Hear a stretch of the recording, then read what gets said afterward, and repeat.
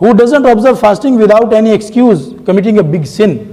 Excuse ہمارے پاس ہوتے ہیں, but we know most of them are lame excuses ہوتے ہیں نا. تو اس لیے وداؤٹ ایکسکیوز کا مطلب ہے کہ وداؤٹ ویلڈ ایکسکیوز, جس کو شریعت مانتی ہو کہ ہاں یار یہ ریزن ہے روزہ چھوڑنے کا تو ٹھیک ہے, وہ بندہ روزہ نہیں رکھے گا.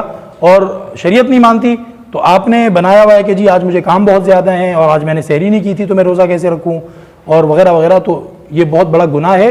بعد میں قضا تو کرنا ہی ہے آپ نے, آپ کو مستقل ایک ہینڈسم اماؤنٹ آف توبہ بھی پرفارم کرنا پڑے گی, آپ کو بہت توبہ بھی کرنی پڑے گی اس کے لیے. اچھا, there are several people who do not get anything from the fasting except the thirst and the hunger. کتنے لوگ ہیں جو روزہ رکھتے ہیں اور ان کو ثواب نہیں ملتا؟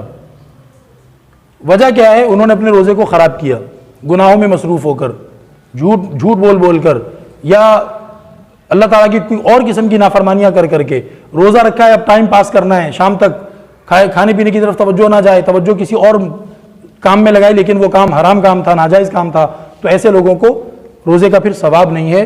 ان کو چاہیے وہ توبہ استغفار کریں اور اگلا روزہ یا ابھی سے جب سے ان کو خیال آ گیا تب سے ان کاموں کو چھوڑ دیں, تب پھر ان کے روزے کا ثواب جو ہے وہ اسٹارٹ ہوگا. اللہ سبحانہ و تعالیٰ نے حدیث قدسی میں فرمایا ہے کہ روزہ ایکسکلوزیولی خاص طور پر اسپیشلی میرے ہی لیے ہے اور اس کا ثواب میں خود ہوں. اور ایک حدیث میں ہے کہ اس کا ثواب میں خود دوں گا. اس پر علماء کرام اس طرح کی بات فرماتے ہیں کہ گویا اللہ تعالیٰ نے ہر نیکی کا ایک فارمولا فرشتوں کو سمجھا دیا ہے کہ بھئی اگر بندہ جو ہے وہ مثال کے طور پر گھر میں نماز پڑھے تو فارمولا یہ ہے کہ اس کو اتنا ثواب دے دینا, اتنا ثواب لکھ دینا اس کے نامہ عمل میں. اگر مسجد میں جا کر نماز پڑھے تو اتنا ثواب لکھ دینا, اگر مسجد میں جا کر جماعت سے نماز پڑھے تو اتنا ثواب لکھ دینا. ٹھیک ہے, اگر نماز کی تیاری گھر سے کر کے چلے تو فارمولا یوں ہو جائے گا, اتنے سے ملٹیپلائی کر دینا. اگر گھر سے وضو کر کے نہیں کیا, مسجد میں جا کر وضو کر کے وہاں نماز پڑھ رہے تو اب فارمولا یہ ہے, اتنے سے ملٹیپلائی کر دینا ثواب کو.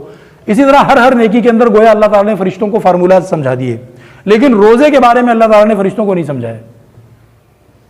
گویا اللہ رب العزت نے فرشتوں سے کہا بس تم یہ لکھو کہ اس نے روزہ رکھا ہے, ثواب اس کا اتنا زیادہ ہے کہ تمہاری کیلکولیشن فیل ہو جائے گی, چھوڑو تم اس کو.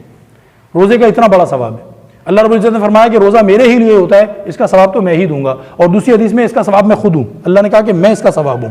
جو روزے رکھے گا محبت سے, احترام سے, اللہ اس کے ہو جائیں گے. صحیح ہے, اللہ رب العزت اس کا ہو جائے گا. اور من لہ المولا فلہ الکل, جس کا اللہ ہو گیا تو اس کا پھر سب کچھ ہو گیا. ایاز اور محمود کا واقعہ مشہور ہے نا, بادشاہ نے اعلان کیا کہ آج جو جس چیز پہ ہاتھ رکھے گا وہ چیز اس کی ہو گئی. تو کوئی سونے کی طرف دوڑ رہا ہے, کوئی فرنیچر کی طرف دوڑ رہا ہے, کوئی پیسوں کی طرف دوڑ رہا ہے, کوئی اناج کے کیا کہتے ہیں گودام کی طرف دوڑ رہا ہے. وہ جو غلام تھا ایاز وہ کھڑا رہا. تو محمود نے کہا ایاز تم نے اعلان نہیں سنا؟ بولا حضور میں نے اعلان سنا ہے لیکن میں اس کو صحیح سمجھا بھی ہوں کہ نہیں, کنفرم کرنے کے لیے آپ ایک دفعہ ریپیٹ کر دیں کہ آپ نے کیا فرمایا تھا. تو اس نے کہا میں نے کہا تھا آج جو جس چیز پہ ہاتھ رکھ دے گا وہ چیز اس کی. تو اس نے جو ہے محمود کے سر پہ ہاتھ رکھ دیا. وہ غلام تھا محمود کا, محمود بادشاہ جو تھے, تو محمود کے سر پہ ہاتھ رکھ دیا. صحیح ہے, تو اب بتاؤ جس بادشاہ جس کا ہو گیا تو پھر ساری سلطنت اسی کی ہو گئی نا. تو اس لیے روزہ محبت سے رکھنا چاہیے تاکہ اللہ تعالی ہمارا ہو جائے. روزہ رکھنے سے کس کو معافی ملے گی اور وہ روزہ نہیں رکھے گا تو اس کو گناہ نہیں ہے.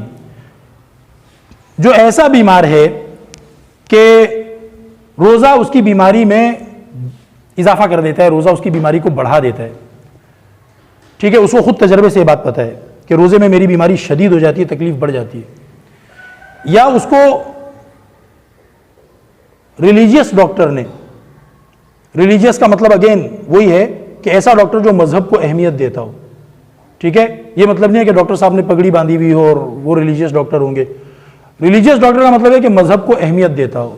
ٹھیک ہے, تو انسان کی باتوں سے پتہ چل جاتا ہے, اس کے اپنے اعمال سے پتہ چل جاتا ہے کسی حد تک کہ بھئی نماز کی فکر کر رہا ہے, اور جناب کبھی بھی گفتگو کے دوران کوئی اللہ رسول کی یا کوئی اسلام کی بات آتی ہے تو وہ اس کو ادب سے اور یعنی ایکسیپٹنس کے ساتھ سنتا ہے, تو پھر وہ ریلیجیس ڈاکٹر ہے, ورنہ وہ ریلیجیس نہیں ہے. اس ڈاکٹر نے اس کو کہا ہے کہ اگر آپ روزے رکھیں گے تو آپ کا علاج ناکام ہو جائے گا, آپ روزہ نہیں رکھیں گے تب آپ کا علاج کامیاب ہوگا. تو ایسا بندہ بھی روزہ چھوڑ سکتا ہے اور پھر بعد میں قضا کرے گا صحیح ہونے کے بعد.